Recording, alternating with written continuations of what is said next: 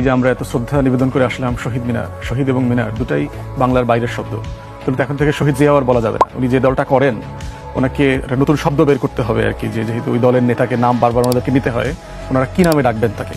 তো শহীদ জিয়া তো শহীদ বলা যাবে না, অন্য কিছু বলতে হবে। তাহলে শহীদ মিনারে যদি নাম পরিবর্তন না হয় তাহলে তো ওনারা ফুল দিতেও আসতে পারবেন না, ওনাদের দলের পক্ষ থেকে আসা উচিত না। তাহলে ওনার নামের যে তিনটে অংশ, ইকবাল, হাসান, মাহমুদ, তিনটা আরবি শব্দ।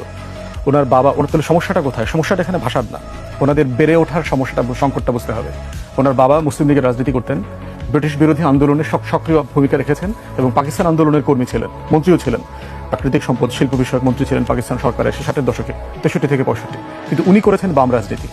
শেখ কামালের খুব ভালো বন্ধু ছিলেন। শেখ কামাল বাংলাদেশ ব্যাংকে যখন ডাকাতি করতে যায় সেই দিনকার গাড়িটা উনি চালাচ্ছিলেন, খুব ভালো বন্ধু ছিলেন ওনারা। তো সেই রকম একটা বাস্তবতায় যখন ওনাদের এসে বাংলাদেশি জাতীয়তাবাদ, ইসলামী মূল্যবোধের রাজনীতির যে ফ্রেম বিএনপির, এই রাজনীতিটা করতে হয়, ওনার চিন্তার ফ্রেমের সাথে ওই রাজনীতিটা আসলে যায় না।